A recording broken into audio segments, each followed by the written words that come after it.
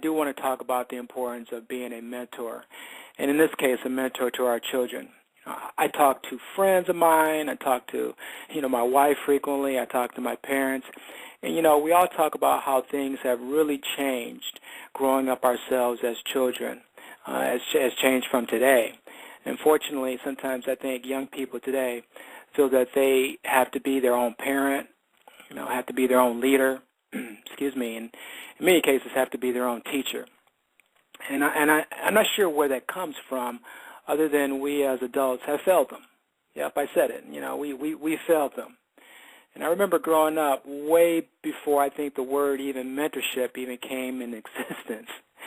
My mom used to have this guy walk me to the bus stop to school every morning. And I can't think of the young man's name. And, again, this was years and years and years ago when this happened. But my mother made sure that I got to the bus stop safely, so she got another young man to just walk me down to the bus stop and wait until the bus came to pick me up to go to school. And keep in mind, I'm in my late 40s right now, and I still remember that.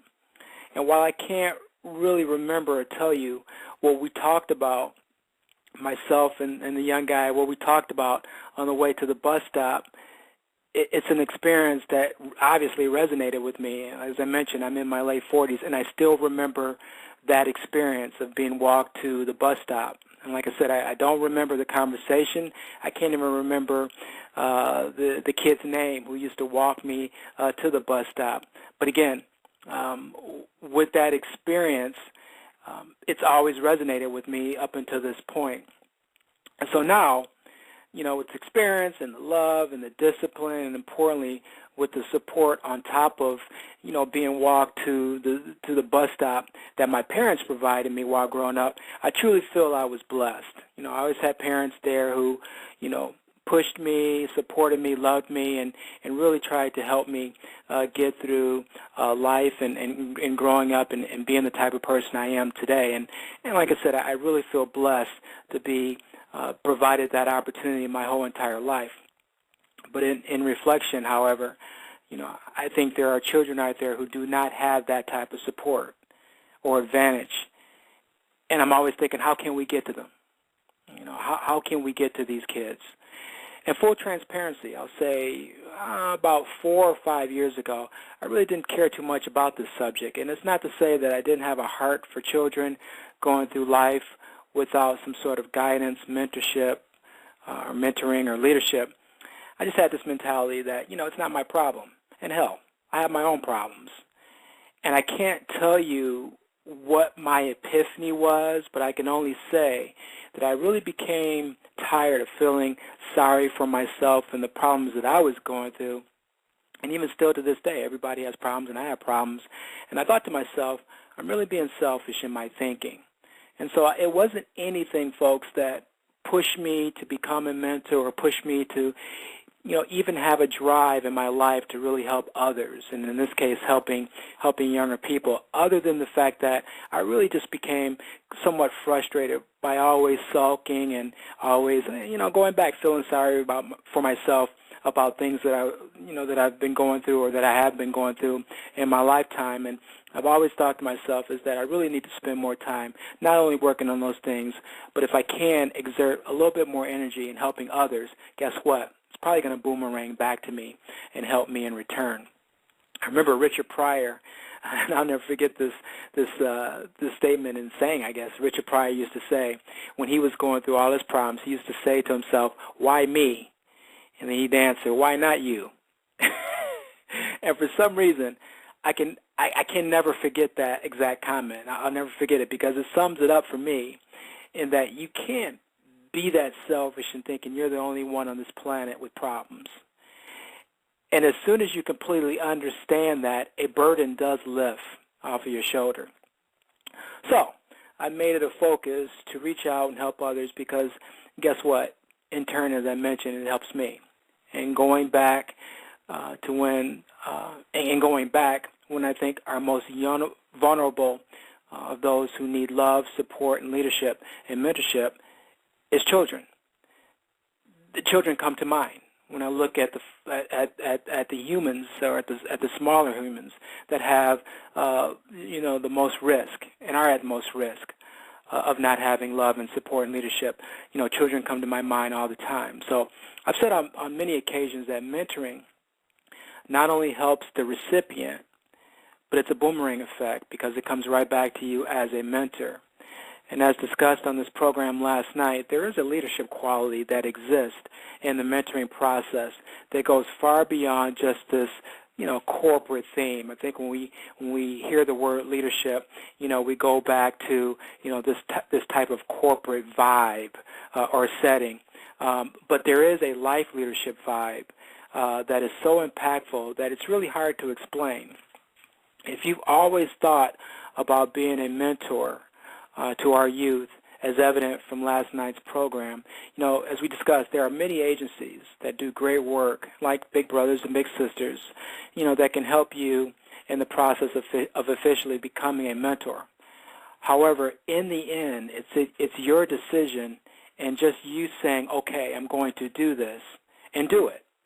And we talked a little bit about that last night, and that, oftentimes, and believe me, I was guilty of this 2 years ago, where I always thought, boy, it'd be a good idea to be a mentor to a child that's not necessarily a sibling of mine, or is not somebody that's not related to me. It would be nice just to have some time to, spend some weekends with kids, and helping them develop and mature, and helping them along the way, and maybe sharing some of the different experiences that I've gone through in my earlier lives and even today, in hopes that I could help them and impart some wisdom on them. And I've been guilty of putting that to a side. Well, I'm busy, I'm doing other things, and I've got so many other issues and problems to deal with in my life. I just don't have time to do that. And I certainly understand. It's a big step. For even those of you who are listening to my Afterthought show tonight, it's a big step for you just to, make that leap and say, okay, I'm going to take time out of my life to be a mentor to somebody else who, quite frankly, does not any relationship to me. But it's like anything else in life. Those who don't do, don't experience, and don't succeed. So if you've always thought about being a mentor, and it's just that necessary push to get you forward, just do it, folks. Just do it. It's a lot of fun. It's very nervous up front. I think I shared this last night on the show when I mentioned when the first time I met my little one, it was probably the most nervous I've been in my entire life. And I've been nervous on occasion, even in corporate America. When I was in corporate America, I was nervous a lot when I had to get up in front of a whole group of people and even speak to them, or even sometimes I was nervous as far as leading sales teams. There's a nervousness that we all go through in our everyday lives. But I can't tell you how much nervous I was in meeting someone that's only 8 years old. And I think it's because my expectations were so high in terms of, I hope this little person, likes me, and I hope we get along very well. And I almost had to kind of step back and say, you know what, it's going to be all right, Andre. It's going to be all right. You're doing a good thing.